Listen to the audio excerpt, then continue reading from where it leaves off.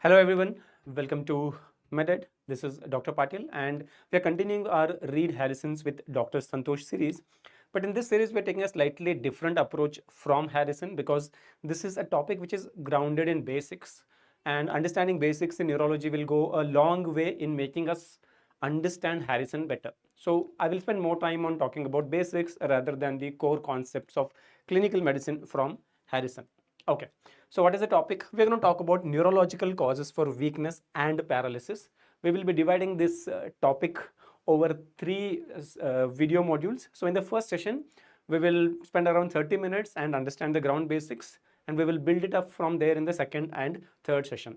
Hopefully, at the end of 3 sessions, you should be able to diagnose any patient presenting with weakness as a complaint. You should be able to diagnose whether it is a neurological cause or a non-neurological cause, and if it is because of a neurological dysfunction, you should be able to pinpoint and tell this patient is having weakness probably because of this site of the nervous system being affected. So you can precisely localize based on the clinical grounds that we are going to learn from today onwards. Okay, so let me first start with one basic question. What are common causes for weakness? This is a very important question because in our OPD we see plenty of patients who come and say thakan hai, weakness hai, fatigue hai. Does that mean that all of those patients have neurological dysfunction? Probably no, right? So if I have to list the causes for weakness, I will make a long list of diseases, but let me make a concise important ones. Okay, so let me start with first cause. Okay, many of the patients with diabetes do complain of weakness. Okay, then patients with hypothyroidism do complain of weakness, right? Then patients with anemia, they also complain of weakness. Patients with dyselectrolytemia, particularly when potassium levels are low, they can also develop weakness. Patients with lot of systemic diseases, right? You see a patient with chronic kidney disease, a patient with rheumatoid arthritis, right? Patients having fever, all of them do complain of weakness. Then you can also have weakness when you have muscle disorders like myopathy or muscular dystrophies, right? Like you are familiar with Duchenne muscular dystrophy, Becker's muscular dystrophy. Then when you have disorders like myasthenia gravis, these patients will also complain of weakness. If we have a peripheral nerve disorder like peripheral neuropathies, then also you can have complaint of weakness, predominantly when the peripheral neuropathy is affecting the motor neurons. You can have weakness as a complaint when you have done damage to the spinal cord, right? You might have seen a lot of spinal cord trauma patients being quadriparetic, paraparetic, literally confined to bed. So spinal cord pathologies, right? They can also present with weakness. Then lesions of the brainstem, they can also present with weakness. Like you might have seen a lot of syndromes like Weber syndrome, brainstem syndromes. Their weakness is part of the illness, right? Then when you have stroke affecting the cortex of the brain or the subcortex, in all these contexts, you can have weakness. So rule number one, when you deal with someone presenting with weakness, is to understand whether their weakness is focal or whether it is generalized.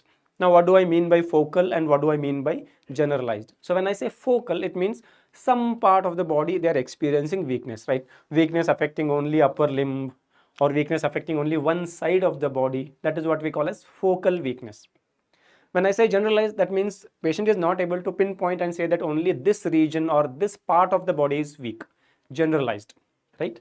So now when you look at the causes that I have mentioned, these are all neurological causes, right? These are all neurological causes for weakness. These are all relatively non-neurological causes for weakness. So step number one is to identify whether a patient presenting with weakness has got neurological cause or a non-neurological. As such, there is no hard and fast rule, but simplification is that if someone presents with generalized weakness, there are less likelihood that the person may be having neurological cause for the weakness. But when someone presents with focal weakness, means only one limb being weak or only one side being weak or only both the lower limbs being weak, what we call as paraplegia or quadriplegia, such cases are most likely to be neurological causes for weakness, right? So let us title them as neurological causes for weakness and non-neurological causes for weakness. These are all non-neurological. Can anybody tell me between the two which are more common causes for weakness? What are more common causes for weakness? Yes, right. It is the non-neurological causes which are more common causes for someone presenting to outpatient department with a complaint of weakness. Neurological causes are relatively less likely. So as long as you can recognize that the patient weakness is focal, right, you will not miss out most of the cases of neurological causes for weakness. Okay, so today's focus is on identifying the neurological causes for weakness from patients' clinical history. And for us to be able to identify, like from the history, to be able to differentiate whether patient has got weakness because of muscle disorder or whether he has got weakness because of the myasthenia gravis or whether it is because of peripheral neuropathy or spinal cord disorder, brainstem lesion or the lesion of the brain, it all depends on how good history we can take and how well we can do the physical examination. And to be able to understand the value of history taking and physical examination, we need to spend 5 minutes understanding the mechanism how we control the motor movement. When some patient comes and says, I am experiencing weakness, what does that mean? It simply means that the patient is not able to move his body parts as he wishes, right? So now I want to move my shoulder in this direction. I'm able to do because the muscles concerned with this movement are functioning fine. It is a voluntary movement that I'm doing. So I'm sending the signals required for this movement from the brain. They're reaching the muscles and muscles are executing this movement. So there is a circuit involved from brain to the muscle. So as long as all the components of this circuit are functioning fine, I will not experience weakness. But if something of this is inefficient in doing its job, I will not be able to do this voluntary movement. That is when I would report saying that I'm not able to do this movement or I'm not able to move this arm, and then you will examine further for the diagnosis, right? So we will understand the circuit from brain to the muscle. We will call it as motor system because this is concerned with the movement of muscle, so we'll call it as motor system. So motor system starts in your brain, and this motor system is divided into two parts. Okay, so the whole system that is concerned with causing the movement, we call it as pyramidal tract. Pyramidal tract. Pyramidal tract, which is responsible for all our voluntary movements, taking the signal from the brain to the concerned end organs. So this pyramidal tract is divided into two. The first one is called as the corticospinal tract. Corticospinal tract, and as the name of this tract suggests, it begins in the cortex of the brain and goes to the spinal cord. That's why it's called as corticospinal tract. And we have one more called as corticobulbar tract. Corticobulbar tract. Now here I can understand when I say cortico, it means I'm referring to the cortex. So it is beginning in the cortex, taking the impulses from the cortex, but where is it delivering? It is delivering to the brainstem. The word bulb here refers to brainstem because the brainstem looks like the old days bulb. That's why it's called as bulb. Corticobulbar tract means cortex to brainstem.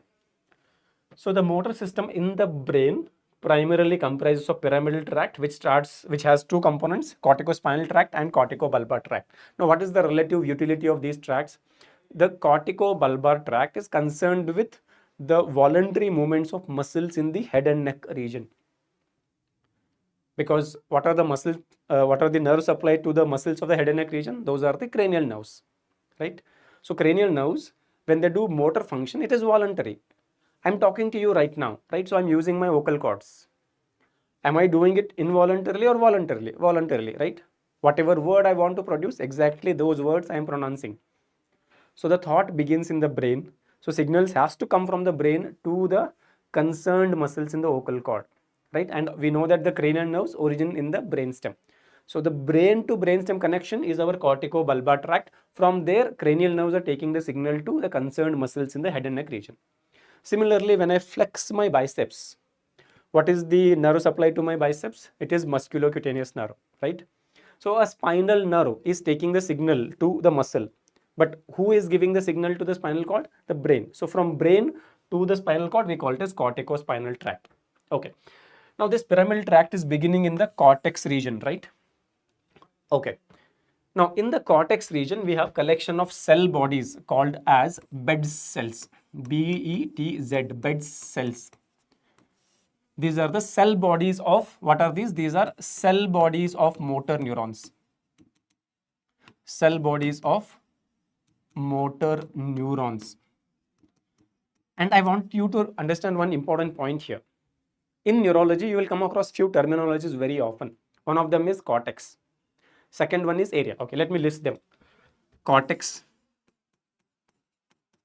area, nuclei or nucleus, and ganglion. Ganglion. Okay. All these terminologies refer to what? That is one thing. All these terminologies refer to collection of cell bodies. Collection of cell bodies. So our cortex of the brain is primarily collection of cell bodies. So those cell bodies will send out the axons as the tract that becomes the corticospinal tract and the corticobulbar tract. Just quickly let us trace these tracts, particularly the corticospinal tract once, and then we will get into the identification of a patient presenting with weakness. I've already told you this is the cortex, right? Core of the brain. This is what we call as the subcortex, right? Brain के core में we have this subcortex and जो periphery में है that is cortex and we know that when we say the periphery of the brain, it is gray matter. So also remember, whenever we talk about gray matter, we are talking about collection of cell bodies. Gray matter predominantly contains the cell bodies.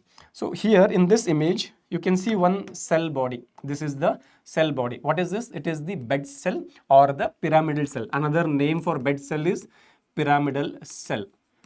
It is the cell body of motor neurons. Why these neurons are called as motor neurons? Because their function is to carry out voluntary movement. That is why they are called as motor neuron.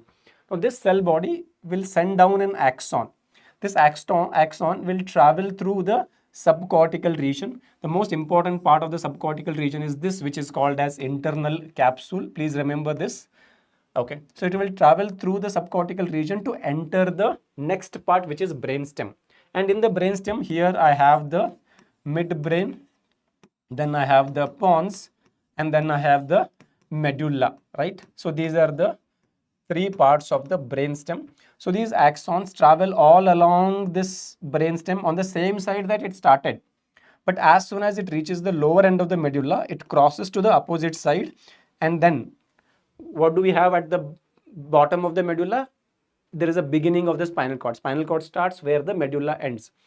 So this upper motor neuron, this cell body, the axon that it is sending, that will travel on the same side through the subcortical region, that is the internal capsule, enter the brainstem and stays on the same side in the midbrain pons and most part of the medulla. Towards the lower end of the medulla, it crosses to the opposite side, and this is what we call as the decussation of the pyramidal tract or the corticospinal tract.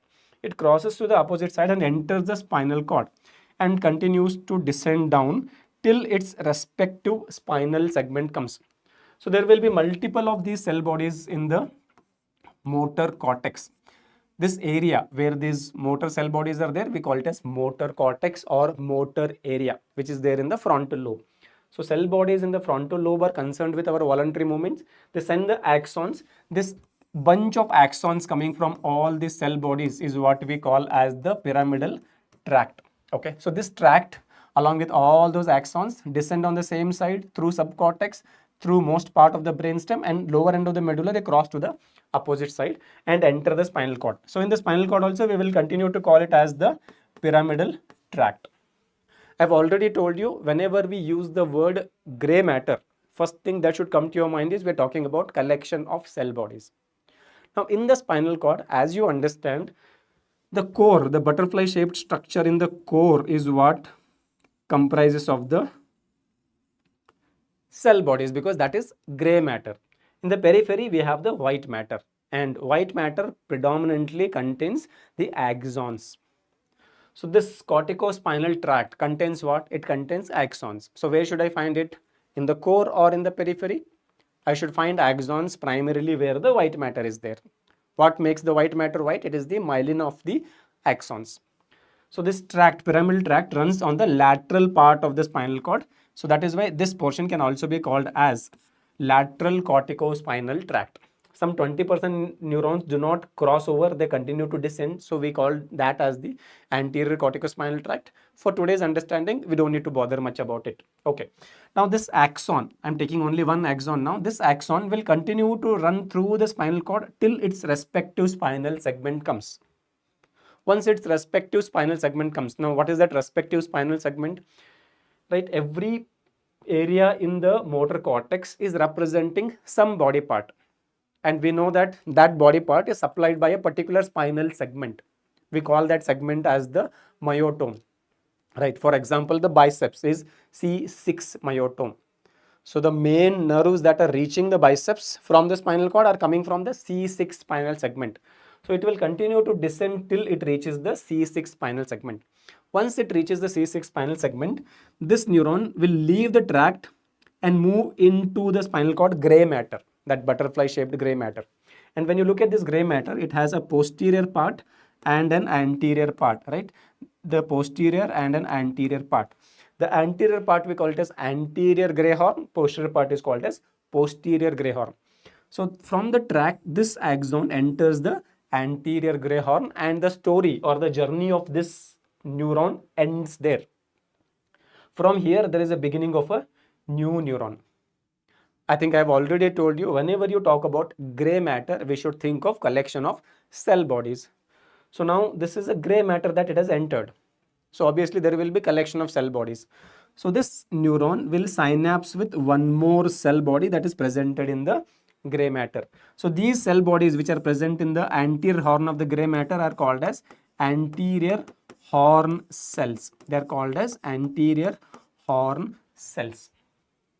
So they are synapsing with the anterior horn cells, and the axons of these anterior horn cells will exit out through the ventral or anterior rami of the spinal cord, right? And then it will run through what we call as the peripheral nerve, through the peripheral nerve to reach its respective muscle. So if I'm talking about the biceps, then it is going to be the musculocutaneous nerve. So this anterior horn cell is going to send its axon through the musculocutaneous nerve to reach the biceps. Now at the level of biceps, between the muscle and the biceps, I will have a junction which will be called as the neuromuscular junction. So the thought of flexing my biceps begins in the thought process, right? The impulse is handed over to the motor area to cause the flexion of the biceps. The motor area, the pyramidal cell, initiates an electrical impulse which will travel all the way through the pyramidal tract through this particular axon to reach the anterior horn cell of the respective spinal segment, and from there the impulse will travel all the way to the neuromuscular junction. Required chemical changes will happen in the neuromuscular junction and the muscle will result in contraction. This is a basic circuit. Now if I have pathology in the motor area, if I have pathology in the brainstem, if I have pathology in the spinal cord, if I have pathology in the peripheral nerve, if I have pathology in the neuromuscular junction, or I have pathology in the muscle, in all those cases, will I be able to cause the biceps flexion? No, probably I will lose my ability to use the biceps, right? So what will I do? I will come to the hospital and say, sir, I'm not able to flex my elbow. That is what you will call it as weakness of elbow flexion, weakness, right? Now, what we need to understand is, based on clinical grounds and examination, how can I identify whether this patient's inability to flex biceps is because of a biceps disorder, or whether it is because of the neuromuscular junction disorder, or whether it is because of a peripheral nerve disorder, or whether it is because of some damage to spinal cord, brainstem, subcortex, or cortex. Now to understand that, like to be able to localize the exact site of lesion, all we need to do is understand 2 or 3 basic concepts. Okay, so first point we need to understand is what is the distribution of weakness. right? Remember, the points that will help us to diagnose a neurological case is distribution of weakness. And the second thing that will help us to identify is the clinical features of damage to upper motor neuron or lower motor neuron. That these two things will help us to identify where is the site of lesion without depending on any investigation. Okay. So before I go into that, I want to tell you what is an upper motor neuron and lower motor neuron. So far we have understood that motor neuron is a neuron which is involved in passing on the signal from brain to the muscle for voluntary movement or muscular contractions. Now in this whole architecture, there are two types of neuron involved, right? One is from brain to the spinal cord, the other one from the spinal cord to the neuromuscular junction. From brain to spinal cord, the motor area of the brain to spinal cord, this neuron will be called as upper motor neuron. And from the spinal cord, that is the anterior horn cell, to the neuromuscular junction, right? Spinal cord, to be more precise, in the spinal cord we have this anterior horn cell. So from anterior horn cell to the neuromuscular junction, that is our lower motor neuron. Now if I just list the functions of these upper and lower motor neurons, things will become clear. See, the basic function is very clear. The upper motor neuron initiates the required electrical impulse for the voluntary movement, and the impulse is transferred all the way to the anterior horn cell. Anterior horn cell picks up that signal and then gives it to the muscle for contraction. So both need to be there, functionally fine, for us to be able to do any voluntary contraction of any muscle. Clear? But beyond that, upper and lower motor neurons have certain additional functions. Okay, so first we will look at the lower motor neuron function. And for that, I will just put a table that will help us to understand the difference between an upper motor neuron lesion and a lower motor neuron lesion. Okay, so whenever we have to identify whether the damage is to the upper motor neuron or the lower motor neuron, we take help of three things. One of them is tone. The second one is deep tendon reflexes. And the third one is your plantar response. The plantar reflex, which is one of your superficial reflex. Okay, now we will begin with tone. Can anybody tell me what do you mean by tone? Tone.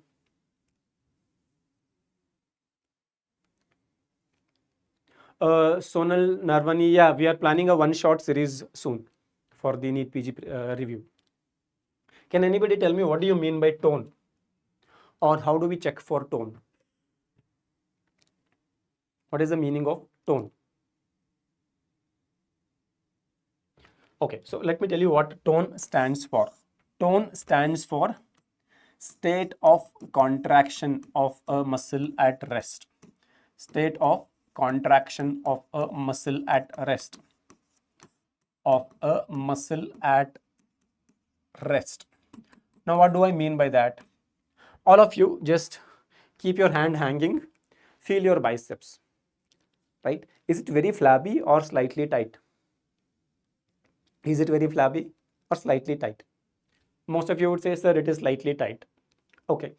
Now, if someone feels the same biceps when you're fast asleep, right? When you're in deep sleep, will they report it to be same tight, or they will say that it is slightly more flabbier? Probably they would say that in sleep it is slightly more flabbier, and when you're awake it is slightly more tight, right? Agree? Or let us do a little different scenario. Okay, imagine that you have a girlfriend and you want to lift her up, right? Baahon mein carry karna hai. When is it going to be easy? When she is fast asleep or when she is awake?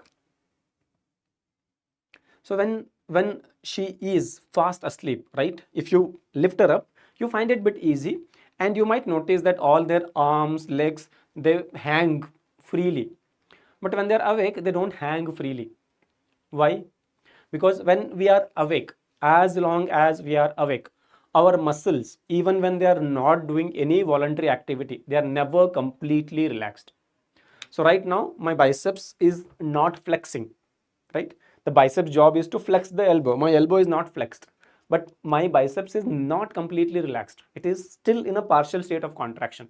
It will go into complete relaxation, means near complete relaxation, when I go to sleep or when you give muscle relaxants to me. Otherwise, as long as I'm awake, this is in a partial state of contraction. That partial state of contraction of a muscle, when it is at rest, not doing any voluntary activity or not doing its purpose role, that is flexion of elbow or like whatever muscle you're thinking of, it has a role. When it is not doing that action, still it is in a state of contraction. That state of contraction is what we call as the tone of the muscle. Okay. Now, can muscle contract on their own without any neurological signal? No. Muscles cannot contract on their own. They need an electrical impulse coming from the nerves to be in a state of contraction. So then who is sending this required signal to the muscle to stay in a state of contraction whenever you are awake? The job is not done by your brain, right? Can I voluntarily control this? No. So the job is done by your lower motor neuron. Lower motor neuron essentially plays an important function beyond transferring the signals coming from the brain. It continuously keeps sending the electrical impulse to the muscle so that it remains in a state of contraction.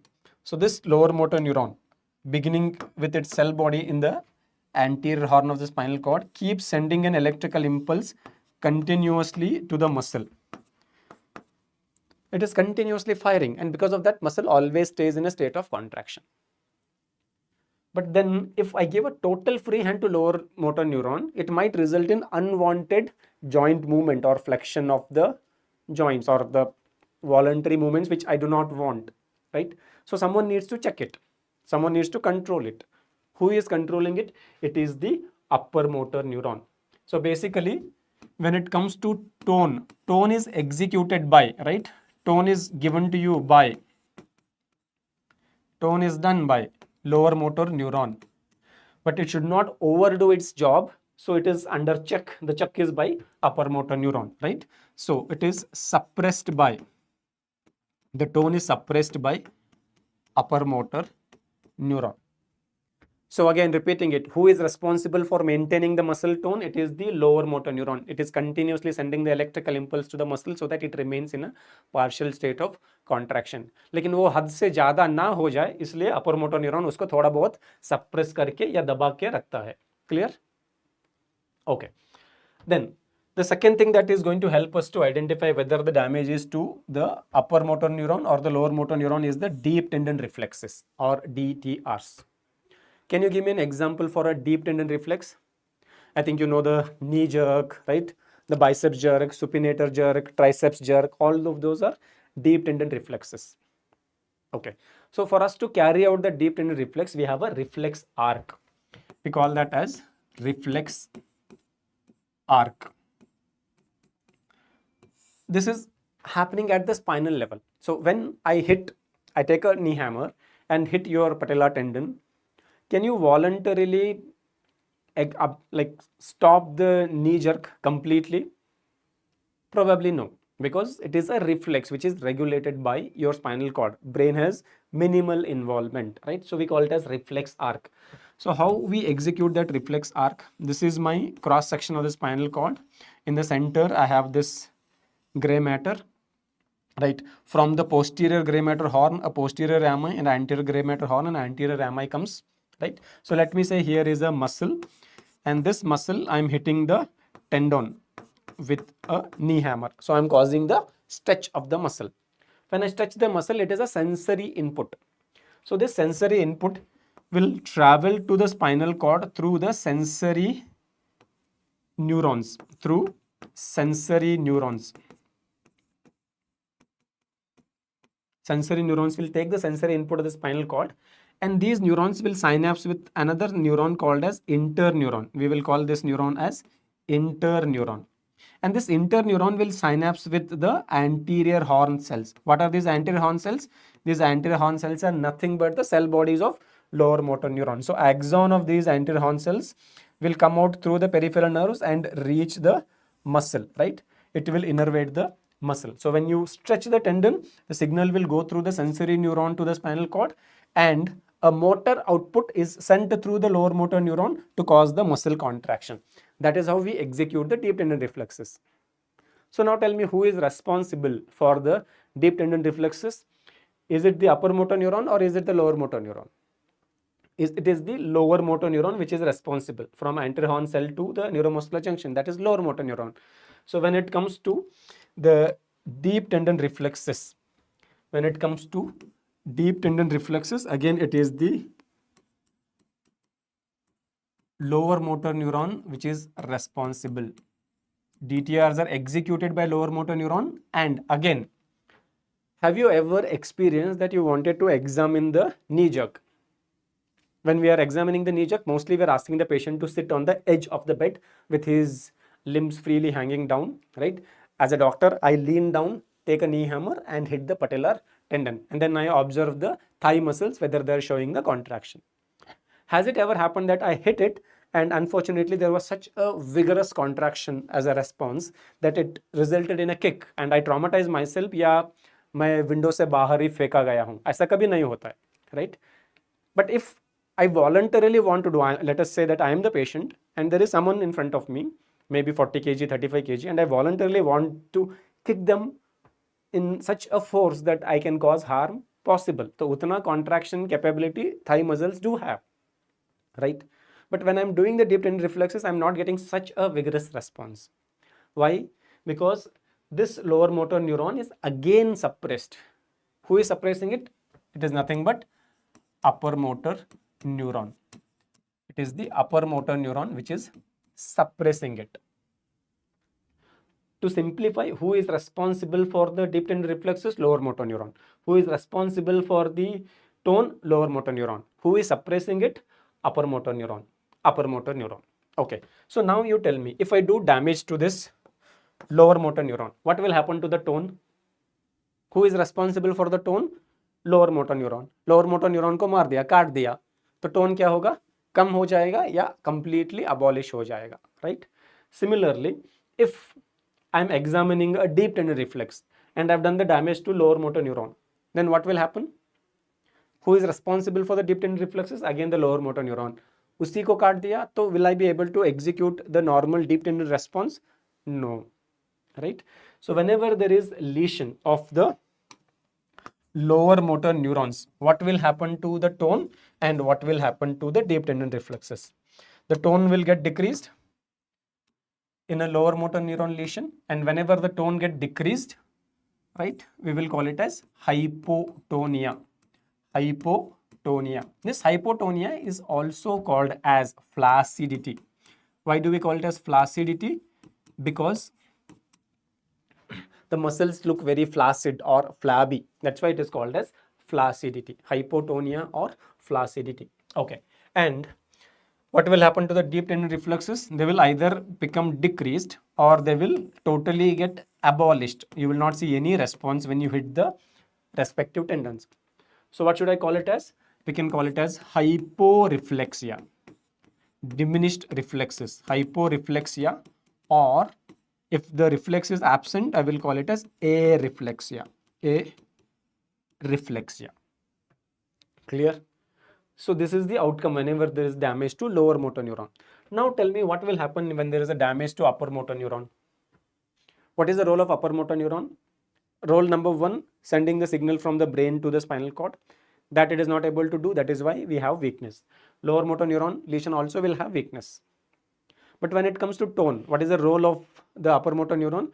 Upper motor neuron is suppressing the tone. But if I remove that suppression, what will happen to the tone? It will increase, right? So upper motor neuron suppress कर रहा था, suppression हटा दिया तो फिर tone increase होगा. So we will have increase in the tone. So we will call that as hypertonia. There are two types of hypertonia. One is called as spasticity, the other one is called as rigidity. Right now, let us not get confused between spasticity and rigidity. We'll only understand it as increased tone. As we go forward with subsequent topics, you will understand the differences between the spasticity and rigidity. जो भी यहाँ पे होता है, we call it as spasticity. It is called as spasticity. Increase in the muscle tone. And then what will happen to the deep tendon reflexes? Upper motor neuron was suppressing them, suppression हटा दिया तो फिर deep tendon reflexes will become exaggerated, right? So when they get exaggerated, what will we call it as? Hyperreflexia. Hyperreflexia. Okay, so I think you have the clarity, right? Upper motor neuron lesion में the tone and deep tendon reflexes go up. That's the easy way to remember. Everything going up. Lower motor neuron lesion में everything going down, right? Everything going down. Lower में everything low, upper में everything up. The last one is your plantar reflex. Plantar reflex, which is one of the superficial reflex. We're doing a separate session on all the superficial reflexes, so I will discuss more on all the superficial reflexes later. For now, we will just make it simple. The plantar response, normal plantar response क्या होता है? When you start stroking the plantar aspect of the foot, right, from the lower end towards the cephalad, and then as you move towards the medial side, the normal noted response is the great toe goes into flexion and the other toes become crowded. They may also go into flexion.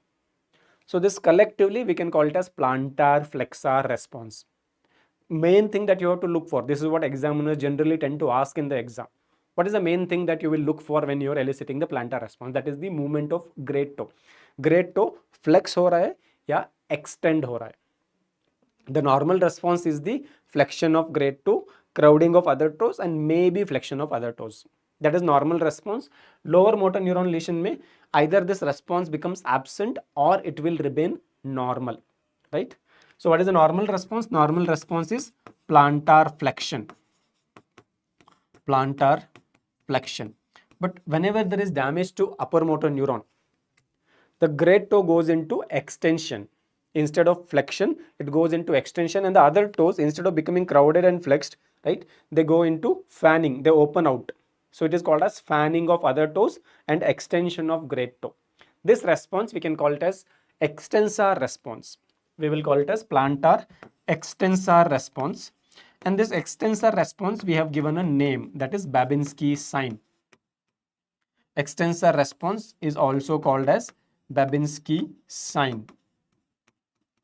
So please remember, Babinski sign is not equal to plantar reflex examination.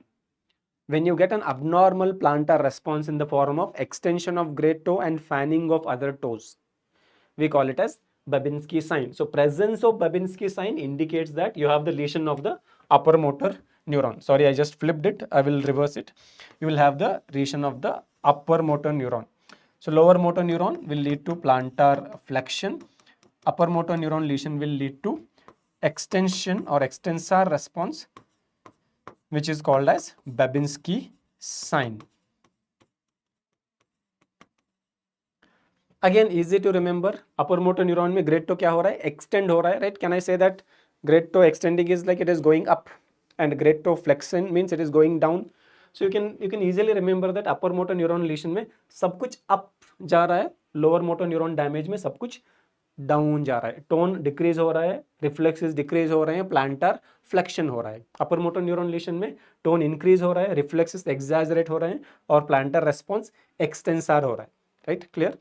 Apart from that, there are some additional findings that might help you to identify a lower motor neuron lesion, and that is presence of, okay, I'll ask you a question. Now, why people go to gym? What is the main reason why someone goes to gym? Because they want to develop muscle hypertrophy, right? उनके biceps सब muscular देखना चाहिए, right? But why do they go to gym? How gym is related to growth of the muscle? I think you have studied it in physiology that the more work a muscle does, right, it grows more. That is why we have hypertrophy of the left ventricle when we have hypertension, because left ventricle is doing more work to pump the blood when you have hypertension. That results in left ventricular hypertrophy. जितना muscle काम करेगा उतना grow होगा, right? Right now मेरा biceps is not doing any flexion, लेकिन फिर भी काम कर रहा है क्योंकि it is in a state of contraction called tone. तो जब अपर या लोअर मोटर न्यूरॉन को डैमेज होता है तो जो वॉलंटरी मूवमेंट करने वाला हूं वो तो चला गया. So that part of work that this muscle can do is gone. But if I have a lower motor neuron, then the tone is also decreased. So जो rest में muscle थोड़ा बहुत contracted था, जो rest के time पे that it was doing the work, that work is also gone. So then what will happen to this muscle bulk? It will decrease, right? The bulk of the muscle depends on how much work it is doing. So in a lower motor neuron lesion, no voluntary movements are happening. At the same time, resting contraction of the muscle is also decreased because the tone is decreased. That means minimal work by the muscle, so muscle mass decreases. That is why muscles in lower motor neuron lesions generally go into atrophy. Along with that, when you look closely, you might see some flickering contractions of the muscles. We call them as fasciculations. So presence of atrophy and fasciculations are considered as the hallmarks of lower motor neuron. These are lesions. They are called as hallmarks of element lesion. Hallmarks of element lesion. Okay, clear? So these points will help us to identify whether the patient has got UMN damage or element damage. Now I will tell you how that will help me to identify whether my patient has a problem in the peripheral neuromuscular junction, spinal cord, brain or brainstem. So let me say that I got a patient who is complaining of weakness of some body part, right? Let us presume some muscle or some group of muscles. When I examine that area, that group of muscles, what I notice is tone is increased, deep tendon reflexes are exaggerated. So in that case, can it be because of the damage to the peripheral nerve? Can it be because of the damage to peripheral nerve? No, right? Because peripheral nerve contains what? Lower motor neuron. So when there is damage to lower motor neuron, what should happen to tone? Decrease. What should happen to deep tendon reflexes? Decrease. But in this hypothetical scenario I gave you, the tone is increased, deep tendon reflexes increase. So that way you clearly ruled out that this is not a peripheral nerve disorder, right? Can it be because of a spinal cord disorder? Possible. Can it be because of the brainstem disorder? Possible. Can it be because of an internal capsule lesion? Possible. Can it be because of motor cortex lesion? Possible. So from यहाँ से यहाँ तक कुछ भी possible हो सकता है, लेकिन यहाँ से यहाँ तक तो बिल्कुल lesion नहीं हो सकता है. On the other hand, I got one more patient who is having weakness, and when I examine, the tone is decreased, deep tendon reflex are decreased. Then in that case, can it be because of the brain lesion, brainstem lesion, spinal cord lesion? No, क्योंकि वहाँ पे हमको मिलता है upper motor neuron. It has to be mostly the anterior horn or the peripheral nerve disorder. So merely knowing the difference between UM and LMN can help you to eliminate half of the differential possibilities. Okay, rest of the thing, it is the distribution of weakness that will help. So what we will do today is we will understand how a patient of muscle disorder, neuromuscular junction disorder and peripheral nerve disorder will present with in terms of distribution of weakness, and in the subsequent session we will start with the spinal cord, then brainstem and then the brain. So let me begin with the muscle first. Okay, can anybody give me some examples for muscle disorders? Examples for muscle disorders.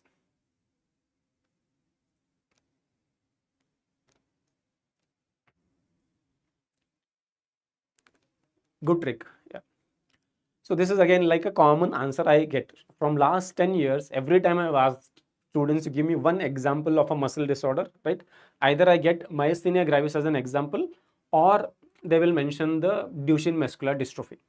While the second answer is right, but as a medicine examiner, I will not be happy. If you are my student and you're giving the practical exam, I will not be happy. And the first answer is wrong. What is the site of lesion in myasthenia gravis? The site of lesion in myasthenia gravis is neuromuscular junction, right?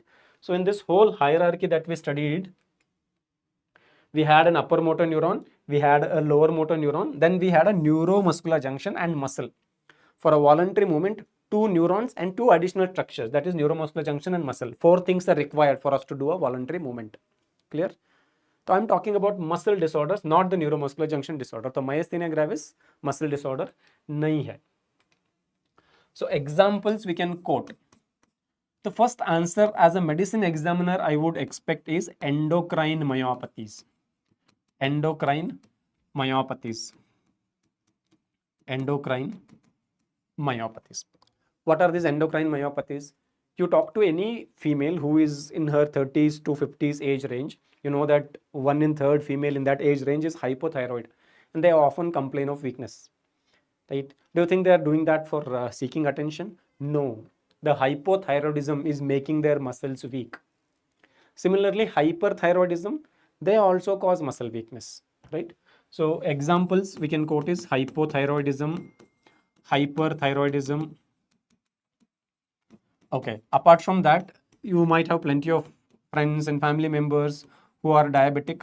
They often complain of weakness. That could also be because of muscle dysfunction. So diabetes mellitus. Then you have studied about Cushing syndrome, and you know that patients with Cushing syndrome also complain of weakness, right? So Cushing syndrome is another example. Okay. So this, even patients with acromegaly, I think how many of you know this one great WWE wrestler from India who has the growth hormone excess condition, acromegalic, his giant. And do you think he's really as strong as he's being depicted in the WWE? When you see him walk, you can notice that he is frail. That's because he also has an endocrine disorder, which is acromegaly, which also causes muscles go weak. Right? These are relatively more common causes for muscular dysfunction than the Duchenne muscular dystrophy. Okay. The second thing I want you to know is the drugs, or what you call as drug-induced myopathies. Drug-induced myopathy, right? Now you're in second year or third year, so can you give me an example for a drug which is known to cause muscle weakness? Poliomyelitis is not the disorder of the muscle. I'll come to that. I'll come to that. A drug causing the muscle dysfunction. See, the first answer that is expected from you is to mention statins. Statin-induced myopathy. In fact, almost if I start statins for 10 patients, 1 or 2 patients, I might have to reduce the dose or withdraw because they're causing muscular dysfunction, right? So when it comes to drugs, statins used for reducing the LDL, then fibrates, another class of cholesterol lowering medications primarily used for reducing triglycerides, and fluoroquinolones. Fluoroquinolones. These are the drugs which can cause muscle dysfunction. Okay. After that, even before you go to muscular dystrophies, which are rare, there are some autoimmune disorders which affect the muscle function. I'll give you a clue. You should tell me what disease I'm talking about. That is a disorder where in the name itself muscle comes, and in that disorder, it is an autoimmune disorder. You also have the involvement of skin. So you have some skin rashes and muscle dysfunction because of autoimmune pathology. Skin as well as the muscle comes in its name. Okay, so we will call it as dermatomyositis, right? Dermatomyositis, autoimmune myositis. Examples include dermatomyositis and polymyositis. Dermatomyositis and polymyositis. Last thing you should mention is the inherited muscle disorders or inherited myopathies. In that, all your muscular dystrophies come into picture. So that includes your Duchenne muscular dystrophy, Becker's muscular dystrophy, limb girdle muscular dystrophy. They're all inherited muscle disorders. So these are all examples for muscle disorders. Okay. And if I have to quote the examples for neuromuscular junction disorders, there are only 2. The first thing that you should remember is, obviously most of you mentioned, that is myasthenia gravis. And the second one, there is something called as Lambert-Eaton myasthenic syndrome. Okay. Now, in both these cases, are they disorders of upper motor neuron or are they disorders of the lower motor neuron? Are they disorders of UMN or the disorders of LMN? I know many of you would say they are disorders of the lower motor neuron, which is partially correct and predominantly wrong. I'll tell you why. So when you say neuron, we are primarily referring to the nervous tissue. We are referring to a neuron. So when you say motor neuron, it is to be a neuron. Either it has to be upper motor neuron from brain to spinal cord or a lower motor neurons from spinal cord to neuromuscular junction. Neuromuscular junction and muscle are not neurons. Neuromuscular junction is just a connection between your lower motor neuron and the muscle, and muscle to एक खुद का entity है, right? So both of them we do not count as belonging to UMN or LMN. Clear? Okay. Now, We also have certain peripheral nerve disorders, like we call them as peripheral neuropathies when it is generalized. When it is affecting only one peripheral nerve, we call it as mononeuropathy. When multiple individual nerves are affected, we call it as mononeuritis multiplex. In all of them, there is a clear involvement of lower motor neuron, because lower motor neuron muscle तक कैसे पहुंच रहा है? Through peripheral nerves. तो इनको identify करना easy है, right? How is it easy? Because these patients will have decrease tone, decrease deep tendon reflexes. Then rest of the structures that we studied, when there is a damage to brain, subcortex or the brainstem or the spinal cord, वो भी थोड़ा सा relatively easy है, because in that case the upper motor neuron is damaged, so tone increase होगा, deep tendon reflexes exaggerated होंगे. So real trouble comes when you have muscle disorder or neuromuscular junction disorder, क्योंकि यहाँ पे there is no LMN or UMN concern. These are two separate entities. तो अब इन दोनों के weakness को हम कैसे आइडेंटिफाई करेंगे? That is not primarily based on the examination, but by based on the good history taking. And when I say history taking, the focus is on the distribution of weakness. Okay, so when we talk about the muscle disorders, here the weakness that these patients experience is predominantly affecting the proximal group of muscles. We call it as proximal myopathies, right? There are some distal myopathies, but they're rare. So for practical purpose, all patients with muscle disorders generally present with proximal weakness. Proximal weakness. तो अब इसका मतलब क्या है? What do I mean by proximal weakness? So the muscles in the body are divided into two groups, the proximal muscles and distal muscles. Now what are these proximal muscles? Those are the muscles which are close to the center of the body. And the muscles which are away from the center of the body, they are called as distal muscles. Muscles close to the center of the body are proximal, away from the center of the body are distal. So if I have to talk about the upper limbs, if I have to talk about upper limb, right, or upper part of the body, कौन कौन से muscles center of the body से ज़्यादा close हैं? See, what is the center of the body? Technically speaking, the umbilicus, because that is the gravitational center of the body, right? So upper body में कौन से muscles umbilicus से close हैं? Forget about the core muscles, they are not limb muscles. I'm talking about limb muscles. So when it comes to the upper limb, the pectorals, the chest muscles are considered as proximal muscles, right? Apart from that, the muscles around your shoulder girdles or muscles of shoulder joint or shoulder girdle and muscles of arm, that is your biceps and triceps, these are considered as proximal muscles. Proximal muscles. And upper limb में muscles of forearm and hand, muscles of forearm and hand will be considered as distal muscles. They will be considered as distal muscles. मतलब pectorals, shoulder joint के muscles, arm के muscles are proximal muscles. Forearm and the hand muscles are distal muscles. When it comes to the lower limb, it is the hip girdle muscles, muscles around your hip joint, and the thigh muscles will be considered as proximal, and the muscles of your leg and feet, they will be considered as distal. They will be considered as distal. Okay, clear? Now I have already told you, in muscle disorders, patients present with predominantly the weakness of proximal group of muscles. They present with weakness of proximal group of muscles. Means they don't have weakness of hand muscles or forearm muscles. They will have weakness of shoulder joint muscles, pectoral muscles, arm muscles. They will have weakness of hip muscles. They will have weakness of the thigh muscles. They will not have the weakness of the foot or the leg muscles. So in terms of presentation, हमको कैसे पता चलेगा कि this particular patient has got the weakness of proximal muscles? What will be their usual complaints? Obviously, patient will notice the weakness because he is not able to execute some day-to-day activities, right? तभी तो आके बोलेगा कि हाँ, I am not able to do this, sir, right? So now you should tell me what are the functions of this proximal group of muscles. Pectoral muscles का काम क्या है?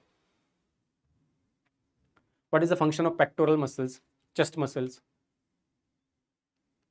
When you go to gym, right, for what purpose you primarily, like what exercises you do for your chest muscles? What exercise you do, right? I think the classical exercise is what you call as bench press, right? Bench पे late के एक barbell उठा के you press it, or you take a dumbbell and press. Or if you don't have the gym, what is the exercise you do? You do push up, right?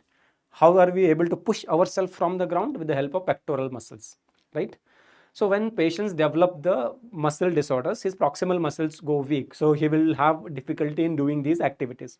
But day-to-day activity mein, right, a common man is unlikely to be doing the push-ups and all. So he may not notice the weakness of his chest muscles. But his shoulder joint is very commonly used in day-to-day activities and he will easily notice it. Right? कैसे notice करेगा? सुबह सुबह उठते ही he has to brush, right? Brushing में he will need to raise his arm, right? So he needs to contract his deltoids. So if he has weakness of deltoids, he will find it difficult to brush. He will find it difficult to comb, right?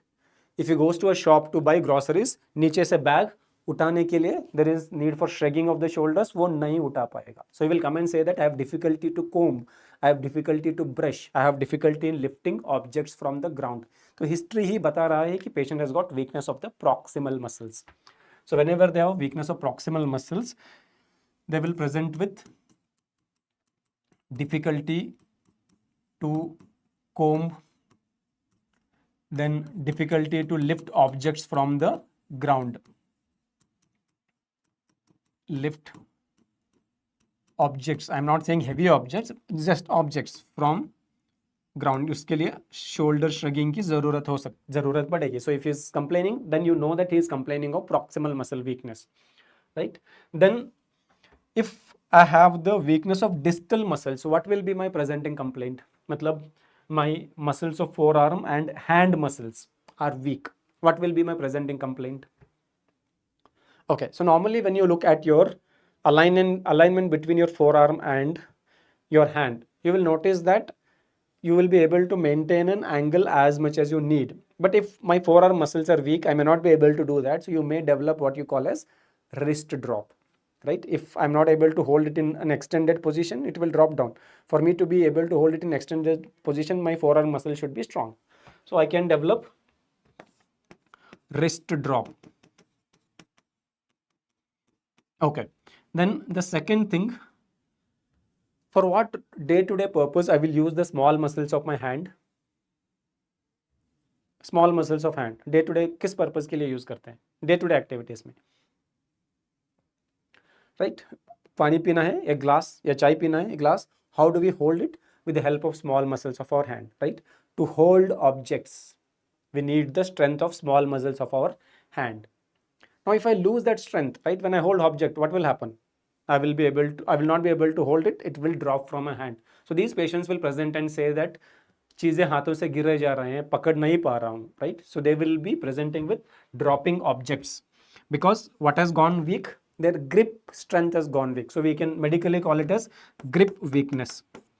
We can call it as grip weakness. So whenever he says grip weakness, basically it refers to patient is not able to hold on to objects, he is dropping objects. So history से ही पता चलता है कि muscles proximal के weak हुए हैं या distal के weak हुए हैं with respect to upper limb. Similarly, with respect to lower limb, we can make that assumption. Okay, so now tell me the glutes and thigh muscles for day-to-day activity कहाँ पे use होते हैं? The thigh muscles and glutes. Or okay, if you go to gym and if you ask any trainer to suggest one best workout for the hips and the thigh muscles, वो कौन सा workout बताएगा? What is the workout that he would suggest? He would mostly suggest you to squat, right? Go down as much as possible and then lift yourself up. Squatting. Now, what muscles are helping you to lift your body up when you go down? It is your glutes and mainly your anterior thigh muscles that will help you to lift yourself up, right? So if the patient develops weakness of glutes and the thigh muscles, will he be able to do it? No. Day to day activity में इसका closely related event क्या है? Sitting position से खड़ा होना, right? Getting up from sitting position. This patient will now start struggling to get up from sitting position, right? So whenever proximal muscles of the lower limb go weak, patient will have difficulty in getting up from sitting position. In getting up from sitting position.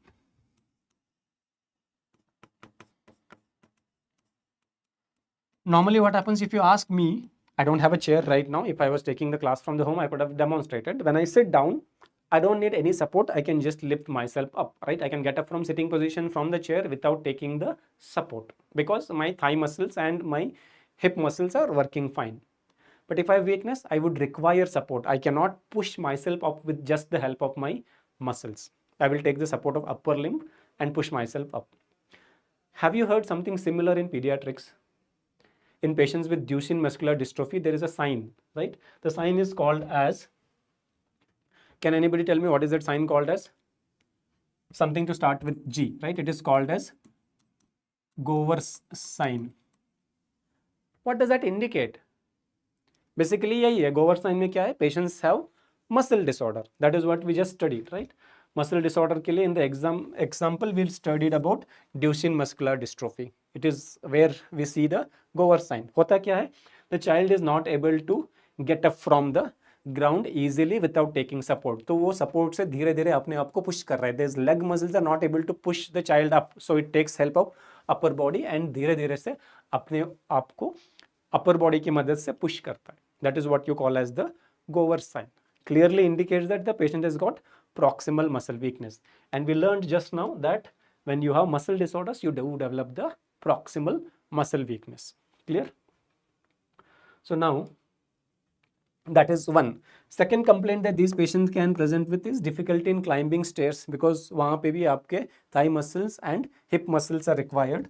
So they will often complain that I have difficulty in climbing stairs. Difficulty in climbing stairs.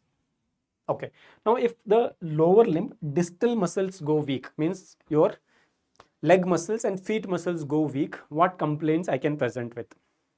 So if my feet muscles go weak, just like how I had wrist drop, I will have foot drop, right? We will have foot drop. So these patients can develop foot drop. Okay. And then if small muscles in my leg go weak, what would be the presenting complaint? See, hands के small muscles we use for gripping the objects. So patient will come and say, I'm not able to hold on to objects. चीजें हाथों से गिरे जा रहे हैं. Now, what purpose we use the small muscles of the feet on a day-to-day basis? Mainly to cling on to our slippers, right? Slippers को पकड़े रखने के लिए हमको small muscles of the feet चाहिए. So these patients will not be able to hold on to their slippers. जैसे हाथों से चीजें गिरे जा रहे थे, they will have complained that when I start walking, right, slippers are being slipped away from my feet, right? We call it as slipping of slippers. Slipping of slippers. Okay. Then another thing that you can notice is that because these patients have foot drop, when they are walking, they need an extra effort to lift their leg and place it further, because normally what happens, we have this nice movement of the feet when we are walking. We don't need an additional effort to lift the whole leg up from the ground. But because these patients' foot is dropped, there's a tendency that they will drag the feet, so they lift it high. So we call it as high steppage gait. High steppage gait. This can lead to what is called as high steppage gait. High steppage gait. So most of these patients with the distal weakness of the lower limbs, OPD के अंदर आते ही, before touching the patient, before even asking the single question, as a doctor you can figure out कि हाँ, I'm going to see a patient with distal lower limb muscle weakness because they present with that high steppage gait.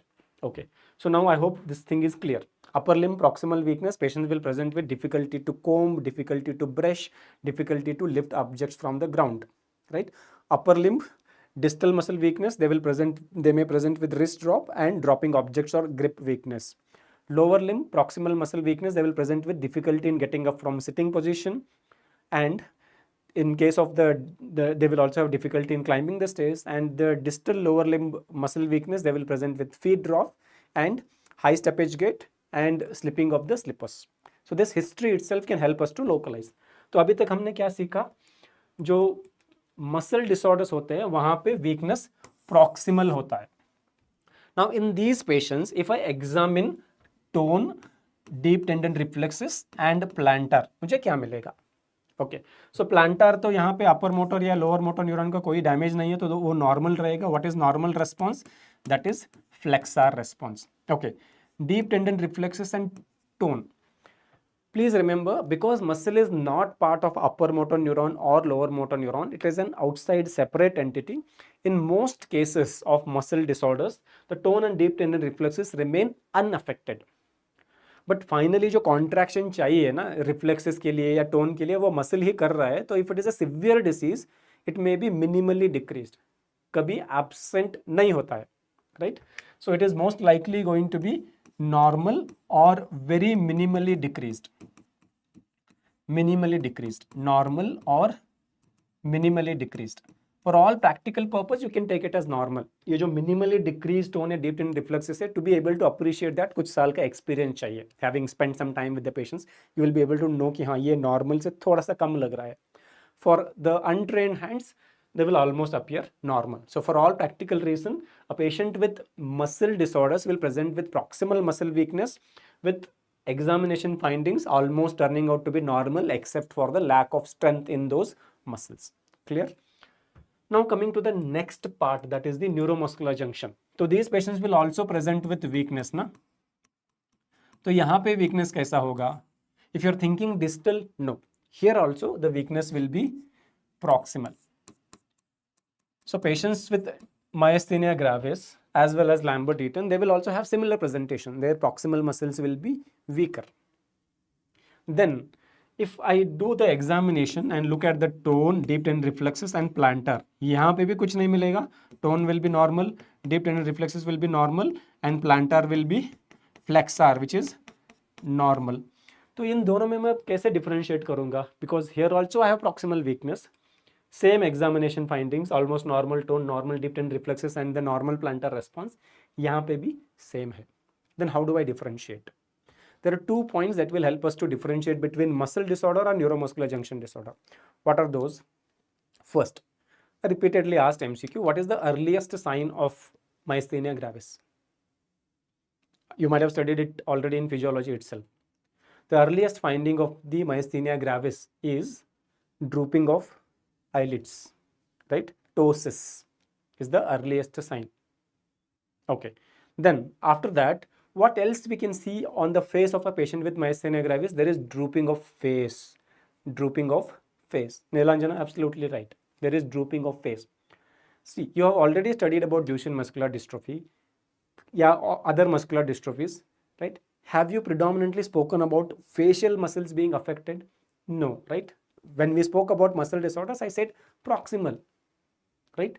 Shoulder joints, arms, hip, thigh. I didn't talk about face being affected in muscle disorders. But neuromuscular junction, there is involvement of face. So that is why we call it as high proximal. High proximal. So when I say high, I am primarily referring to the involvement of face. So proximal के साथ साथ, if there is involvement of face, you think of neuromuscular junction disorder. तो ये एक important differential feature है. और दूसरा क्या है? In neuromuscular junction disorders, I think you might have studied in myasthenia gravis that they start their day quite energetic, almost normal. Ptosis may not be evident, but जैसे ही दिन बढ़ता जाता है, the ptosis starts becoming evident and then it goes on becoming severe. By evening, they are extremely weak. फिर सोने चले जाते हैं. Next day morning, they are relatively energetic, but जैसे दिन बढ़ता जाता है, they go on becoming weak. इसका opposite होता है Lambert-Eaton में. मतलब they start their day very weak, but as the day progresses, they become stronger. Their weakness reduces. लेकिन if you see a patient with Duchenne muscular dystrophy, सुबह, दोपहर को, शाम को, throughout the day, they have same degree of weakness. It is not fluctuating. But weakness in neuromuscular junction disorders fluctuates. This fluctuation is happening within a span of one day itself. मतलब आज strong कल week ऐसा नहीं, आज ही सुबह strong शाम को week, या सुबह सुबह वीक शाम को strong. Within 24 hours there is fluctuation of weakness. We call that as diurnal variation. The word diurn refers to 24 hours. So when I say diurnal variation, that means within 24 hours there is significant variation in the weakness, and this diurnal variation is considered as the hallmark of neuromuscular junction disorders. Hallmark of neuromuscular junction disorder. So if someone comes to you and says that I'm not able to comb, I'm not able to brush, I'm not able to lift objects, I'm not able to get up from sitting position, I'm not able to climb stairs, he's talking about proximal muscle weakness, right? Look into their eyes, and if you notice that there is ptosis, you already know you're probably dealing with a neuromuscular junction disorder. एक और question पूछिए, सुबह से शाम ऐसा ही रहता है? Then the patient will come out and say, no sir, when I get up in the morning I feel fully fresh, energetic, no problem. जैसे ही दिन बढ़ता जाता है, I start becoming drained and weak. Well, in front of you, you have the story of myasthenia gravis, right? But in the muscle disorders, they will say, जैसे ही उठता हूँ week हूँ, सोने जाता हूँ तब भी वीक हूँ, फुल डे ऐसा ही रहता है. Then it is mostly the story of muscle disorders, and there will be no changes in their face. Clear? Okay, so now we understood how to identify a patient with muscle disorder. They will present with proximal weakness. Examination में ज़्यादा कुछ नहीं मिलेगा. If a patient has neuromuscular junction disorder, they will present with proximal के साथ साथ facial weakness with characteristic diurnal variation in the history. Examination में weakness के अलावा और कुछ नहीं मिलेगा. Now we have understood the muscle disorders, how to identify clinically, and neuromuscular junction disorders, how to identify clinically. अब हायरार्की में next क्या है? हमारा पेरिफेरल नर्व्स है, राइट? पेरिफेरल नर्व्स, क्योंकि जो ब्रेन से सिग्नल स्पाइनल कॉर्ड तक पहुंच रहा है, that has been taken up and handed over to neuromuscular junction by this peripheral nerves. तो यहाँ पे कुछ डैमेज है, तो then that signal is not going to the muscle, so will not be able to do any voluntary contraction. So मेरा complaint रहेगा weakness. Now, how do I identify the weakness because of peripheral nerve disorders? So this is where it becomes easier. The peripheral nerve disorders, because there is involvement of LMN here, examination में बहुत कुछ information मिल जाएगा. Apart from that, even distribution of weakness is very characteristic. जो peripheral nerve disorders में weakness होगा, that will be distal. That will be distal. Now you may ask, right, why muscle disorders and the neuromuscular junction disorders are predominantly affecting the proximal muscles, and why nerve disorders are affecting the distal muscles? Right? Example का answer simple है. So when you have the like muscle disorders, वो size के हिसाब से affect करेगा. मतलब the larger muscles will have more metabolic requirements. So when there is a metabolic disturbance because of hypothyroidism, hyperthyroidism, diabetes या drugs, it कौन ज़्यादा affect होगा? Larger, जिसको ज़रूरत ज़्यादा, that will be more easily affected. And where do I find the larger muscles? On the proximal side, right? Smaller muscles are distally placed. That is why proximal muscles are predominantly affected in muscle disorders. अब neuromuscular junction disorders में why proximal? Because the amount of acetylcholine required by the larger muscles is going to be more. So when there is issue with the amount of acetylcholine available, which muscles will be affected? जिसको ज़्यादा ज़रूरी वो पहले affect होंगे. That is why proximal are affected. Now that boils to another question. Why ptosis then? Or why facial muscles are getting affected here? Simple, right? If you ask me, tell me one muscle in the body which is hyperactive apart from the heart and other internal organs. Then eyelids, right? Because we are continuously blinking. तो उसको बहुत acetylcholine की ज़रूरत है for the act of blinking. तो अगर sufficient acetylcholine नहीं मिलेगा तो that will go weak. That is why it is the earliest sign, because जो भी acetylcholine उसको मिलेगा, it will be exhausted quickly. Similarly, face muscles, we are using them for talking, we are using them for giving expressions, so they are using up a lot of acetylcholine. So they lose the acetylcholine and become weak. That is why there is involvement of face as well as proximal muscles. Okay. Now in peripheral nerve disorders, why distal weakness? Because when disorders affect the nerves, right, the involvement risk depends on the length of the neuron. So you should only tell me now, if a neuron has to travel from the cervical segment of the spinal cord to my deltoid, and another neuron has to travel from cervical segment of the spinal cord to my hand muscles, which axon or which neuron is going to be longer? the one that is starting from the cervical segment of the spinal cord to my hands, that will have the longest journey from the cervical segment to the deltoid will be short. So longer the journey, more susceptible it is for metabolic injuries as well as physical injuries. That is why whenever peripheral nerves get affected, predominantly longer neurons get affected first. So then where will I develop the weakness? Distal, right? So I will develop the distal weakness. That is why when you see patients with all these Erb's palsy, Klumpke's palsy, you have predominantly peripheral nerve, means distal weakness. Similarly, when you see these diabetic neuropathy patients, you describe the involvement as glove and stocking distribution. Why are we calling it as glove and stocking distribution? Because hand and feet is where you wear the gloves and stocking. That is where the distribution of weakness is present, right? So peripheral nerve disorders, weakness hoga distal, right? Along with that, when I examine what will happen to tone, please remember peripheral nerves contain lower motor neuron. So फिर tone क्या होगा? Decreased. What will happen to the deep tendon reflexes? They will also be decreased. And what will happen to the plantar response? That will be normal, which is flexion, or it can be absent, but it can't be extensor response or Babinski. वो तो आएगा whenever there is damage to upper motor neurons. Clear? So today we have learned how to identify a patient presenting with weakness as having weakness because of muscle disorder, or having weakness because of the neuromuscular junction disorders, or having weakness because of the peripheral nerve. Few more additional points to learn here, because when I say peripheral nerve, right, peripheral nerve not only contains motor neurons. Peripheral nerve, if you remember, right, जो spinal cord का एक segment होता है, तो then a peripheral nerve is primarily formed by a posterior ramus and an anterior ramus. ये posterior ramus में you will have this dorsal root ganglion, और ये rami मिलके हमको बनाता है एक spinal nerve, right? So that is what is going to form our peripheral nerve. So this peripheral nerve contains a motor neuron with its cell body in the anterior horn of the spinal cord called as anterior horn cell. So this is going to be my lower motor neuron. यही तो muscle के लिए continuously electrical impulse भेजते रहता है for tone, that's why it is responsible for tone. ये part of reflex arc है, सो it is responsible for deep tendon reflexes. That is why whenever damage happens, tone is going down, deep tendon reflex are getting diminished, right. इसके अलावा it will also have a sensory neuron. So you will have this sensory receptors. तो उससे जो sensory neuron है that will also travel through the peripheral nerve to reach the spinal cord, and you probably know from physiology that majority of your sensory neurons are pseudo unipolar, right? Pseudo unipolar. So they will have their cell bodies here. So basically sensory neurons को हम ऐसे imagine कर सकते हैं कि उनका जो head है, that is the cell body that is there in the dorsal root ganglion, and then one axon is going towards the receptor जहाँ से वो सिग्नल पकड़ेगा and it will bring to the cell body. यहाँ से ये cell body ये signal को spinal cord तक पहुँचा देगा. That is the arrangement.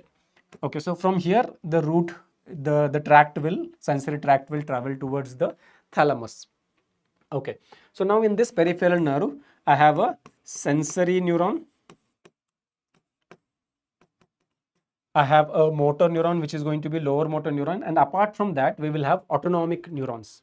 See, I think I've been giving this example of putting your hand in cold water or hot water causing the redness or pallor because of vasoconstriction, vasodilatation, right? So which system is responsible for it? It is the autonomic nervous system. So how this autonomic nervous system is reaching the peripheral body parts? Through the peripheral nerves itself. So peripheral nerve, right? A peripheral nerve contains 3 components. So that includes a motor neuron, which is going to be lower motor neuron type. The damage to that causes distal weakness, hypotonia, hyporeflexia. It will have a sensory neuron and it will have an autonomic neuron. It will have an autonomic neuron. So when there is a involvement of sensory neurons, right, I can also have loss of sensations. So often peripheral nerve disorders, like you talk to any diabetic, most of their common complaint is that there is tingling sensations and loss of sensations in the feet. That is why when they sustain trauma, they don't notice it. It becomes an ulcer, gets infected, eventually gets turned into diabetic foot, फिर ampute भी करना पड़ता है. Journey कहाँ से शुरू हुई? Damage to sensory neurons, by the glycated hemoglobin and other substances that will happen in the diabetes. I mean the glycation of tissue proteins. So it will lead to loss of sensations. Okay, and when loss of sensations happens, again basic rule simple है, जितना लंबा neuron that is उतना ही ज़्यादा vulnerable for injury. Longer the neuron, more vulnerable for the injury. So you should only tell me now, the sensory neurons traveling from the receptors in the hand to the spinal cord will get easily affected, or the ones who are traveling from the shoulder region to the spinal cord will be easily affected? Obviously the one which are traveling from hand to the spinal cord, right? So again, the loss of sensations will also be predominantly affecting the distal. That is why again the sensory loss in diabetic neuropathy is also described as glove and stocking distribution, right? Hand is where they start losing the sensations, feet is where they start losing the sensation, and that is why they develop the diabetic foot.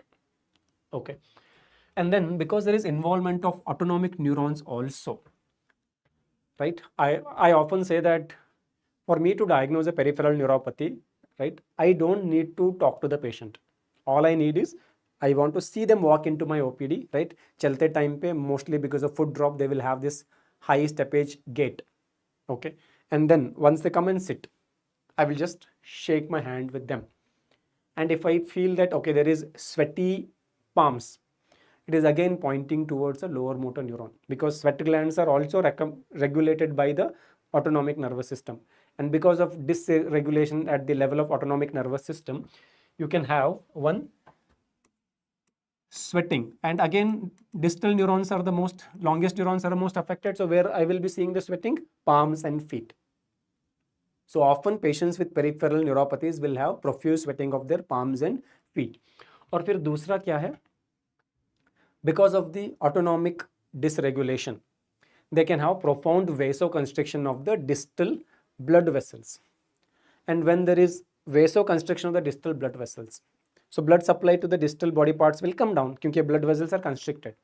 Now in the distal body parts, tell me those structures which are in need of high blood supply because they're constantly growing. कौन से parts है hands में, feet में जो are constantly growing? The nails, and on the dorsum of your hand and feet you have hair. They need constant blood supply. When I have peripheral neuropathy and blood vessels have gone into constriction, I will not be able to give the blood supply properly to the nails and hair. So what will happen? The nails will go into atrophy and these hairs will disappear, right? A sweaty palm. So generally my teachers used to say that shake hand, feel the sweat, हाथ को घुमाओ, you will see bald hand. So हो गया, you have a case of peripheral neuropathy. So we call these changes, right? There will be sweating, then there will be hair and nail changes. We call these changes as pseudomotor changes. They are called as pseudomotor changes. They are called as pseudomotor changes. So whenever you have a damage to the peripheral nerves, what all findings you are getting? You can have distal weakness along with hyporeflexia, hypotonia. Proportionately, you can have loss of sensations. Please remember this loss of sensation is going to be distal. क्यों emphasize कर रहा हूँ? Because in the next session tomorrow, we will start talking about further localization, that weakness because of spinal cord damage.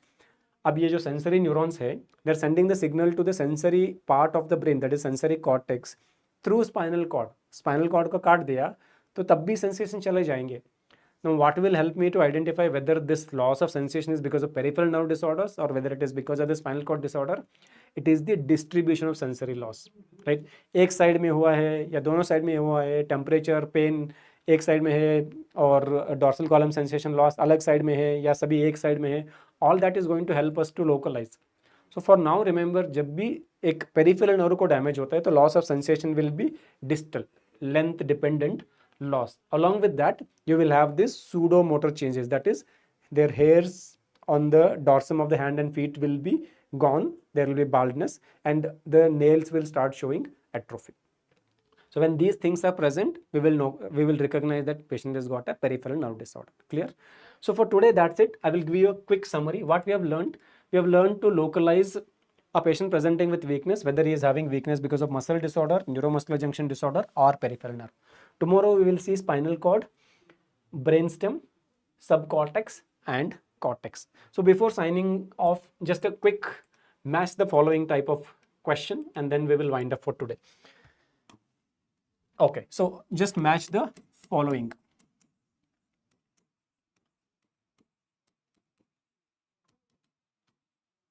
Okay, so on one side we will have description of the weakness and examination findings. On the other side we will have the site of damage or the site of lesion. Okay. So patient A presenting with difficulty to comb and climb stairs. I usually call it a C and C, right? C and C difficulty, combing difficulty, climbing difficulty, right? And this patient's tone is normal, deep tendon reflexes are normal, plantar response is flexor. Plantar response is flexor. I have a patient B. This patient has difficulty to climb and comb, weakness, worse in the morning. As the day progresses, it gets better. So I have patient C who has complaining of dropping objects,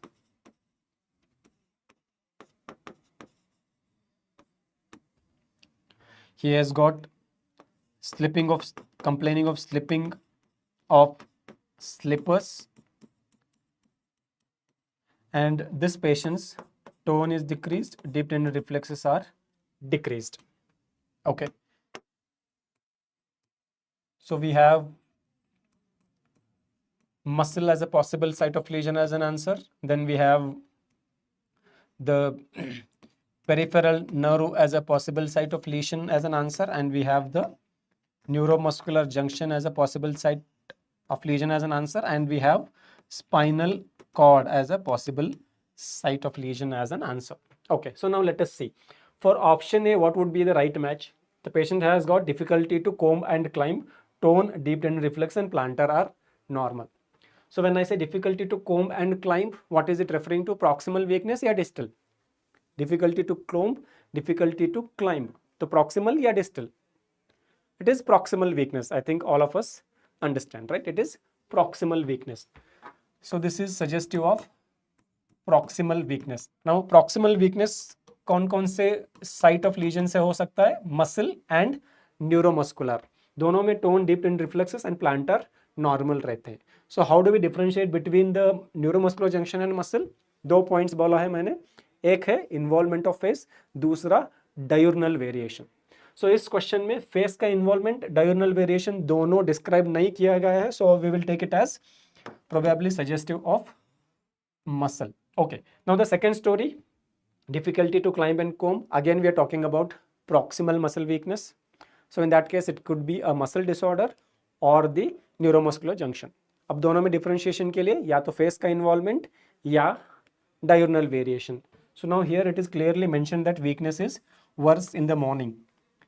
Weakness is worse in the morning, which is very typical of Lambert-Eaton myasthenic syndrome. Myasthenia gravis में weakness is worse in the evening, Lambert-Eaton में worse in the morning. So that is pointing towards the neuromuscular junction as a possible site of lesion. अब तीसरा बचा क्या है? Dropping objects means grip weakness and slipping of slippers while walking, right? So means small muscles of hand and feet are weak. So weakness किस type का है? This is indicative of distal weakness, right? This is indicative of distal weakness. Whenever distal weakness comes into our mind, we should think of lower motor neuron being affected. Lower motor मिलता कहाँ पे? Peripheral nerve में, right? So this should be matched with option B, peripheral nerve. Now when there is a damage to spinal cord, सोचो कि spinal cord को मैंने आधा काटा है या पूरा का पूरा कट कर दिया है. So please remember, I will be damaging the corticospinal tract which contains upper motor neuron. So in that case there will be manifestations of upper motor neuron damage, that is increased tone, increased deep tendon reflexes, right? Clear? So that's it for today. Tomorrow we will take it up from the peripheral nerve. we will get into the spinal cord, and hopefully we will reach the brainstem, right? So that's it for today, guys. I'll see you tomorrow at 4 p.m. again. Till then, have a good time.